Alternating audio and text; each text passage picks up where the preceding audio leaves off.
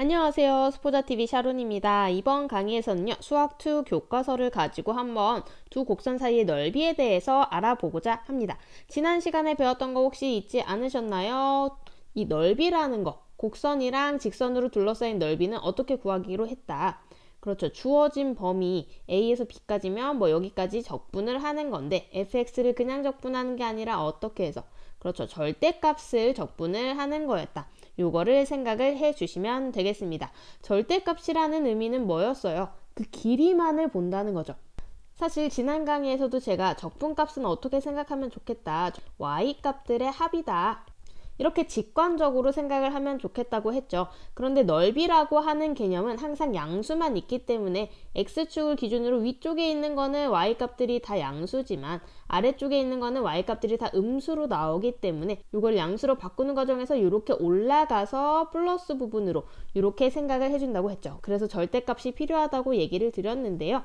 오늘은 두 곡선 사이의 넓이입니다. 이제 이렇게 곡선이 하나, fx 하나만 주어지는 게 아니라 보기에서 그림 보이는 것처럼 fx, gx 두 개가 주어졌을 때 그 사이의 넓이를 어떻게 구하는가 요거에 대한 얘기라고 생각하시면 되겠습니다. 자, 그러면 이제 첫 번째 상황부터 어떤 상황일지 같이 보도록 할 건데요. 이번에는 0보다 gx가 크고 그 다음에 f 이렇게 되어 있는 상황이라는 거 확인할 수 있습니다. 그램에서 보면 이렇게 생겼고요. 이때는 어떻게 넓이를 구하는가? 요 s라는 부분은 사실 적분을 이용해서 나타내면은 fx를 a부터 g까지 우리 이제 적분할 수 있죠. 여기는 어디를 나타내는 걸까요? 그렇죠. 여기 전체를 나타내는 거예요. 요거를 만약에 a라고 놨을 때 그 다음에 g를 a부터 b까지 또 한번 적분을 해볼게요. 자, 그러면 이 부분은 어딜까요? 그렇죠. 이 부분은 요 밑에 있는 부분입니다. 여기가 이제 b라고 한번 해볼게요.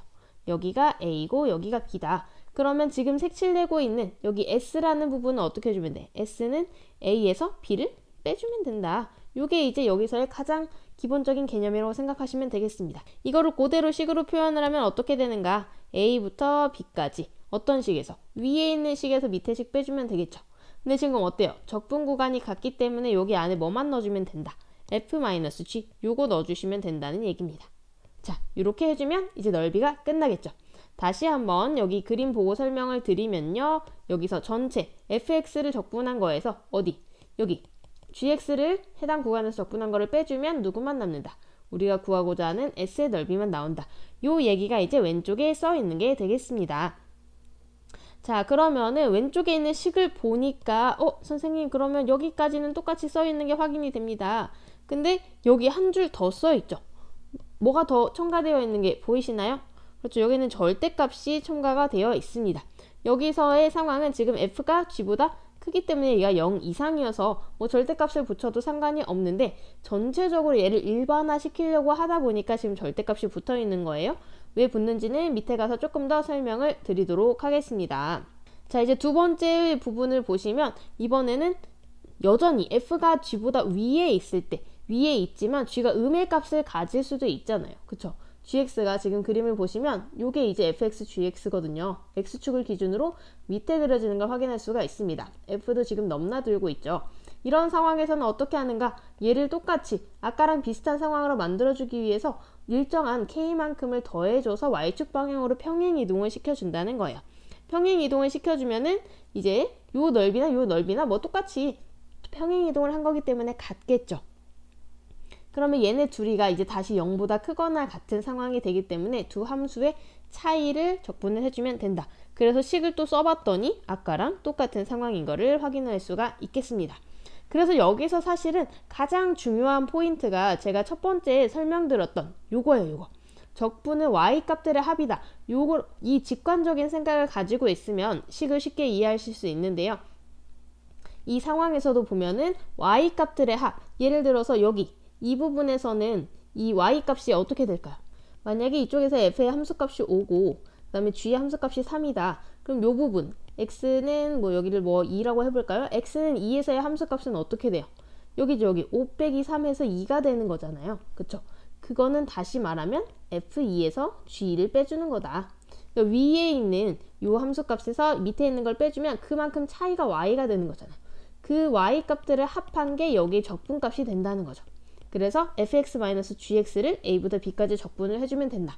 이 원리를 그대로 적용을 해주면 여기서도 사실은 여기 fx에서 gx 함수값 빼주면 이 길이가 나오기 때문에 같은 식으로 적분값, 즉 s, 넓이를 구할 수 있다는 것은 당연하게 생각이 되겠습니다.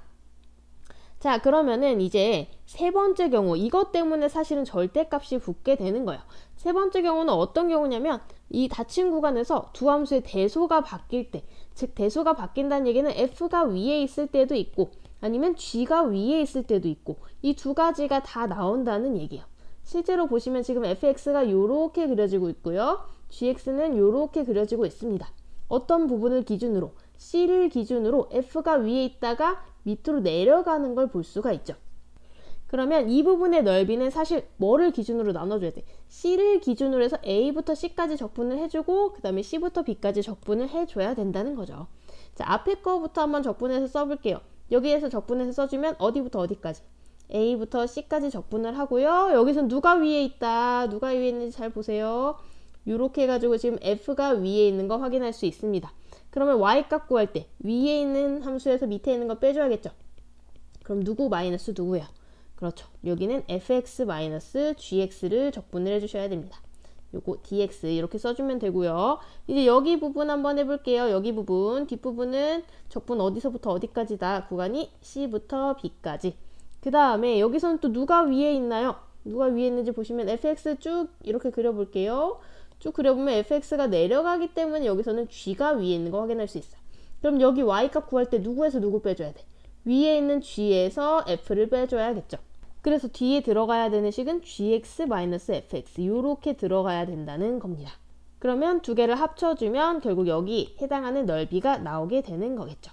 그래서 이거를 이제 n자를 그리면서 생각을 하시면 되는데요. n자를 쓰면 a부터 b까지가 들어가고 여기 자리가 이제 같은 c가 들어갑니다. 가운데에 나눠주는 부분을 넣으시면 되는 거예요. 그런데 여기를 이렇게 n자로 나눠가지고 쓸 수도 있지만 이 식을 하나로 합쳐주기 위해서는 뭐를 써주면 되냐면 절대값을 이용하면 하나로 합쳐줄 수가 있습니다. 여기 절대값 붙이면 뭐 둘 다 양수값이니까 그대로 들어가겠죠. 그러면 절대값을 붙임과 동시에 이 두 식이 어떻게 돼요? 같은 식으로 이제 변해버리죠. 둘 중에 이제 양수만 취한다는 느낌이 되는 건데요. 그래서 이거를 합쳐주면 이제 a부터 b까지 절대값을 이용해서 이렇게 표현을 할 수가 있어요. 거꾸로 얘기하면 이 절대값이 되어 있는 거는 이렇게 풀어가지고 이제 두 개를 나눠서 계산을 하면 된다. 이것도 알고 가시면 좋겠죠. 자, 그러면 지금까지 배운 내용 어떻게 문제에 적용하는지 뒤에 문제 가서 한번 풀어보도록 하겠습니다.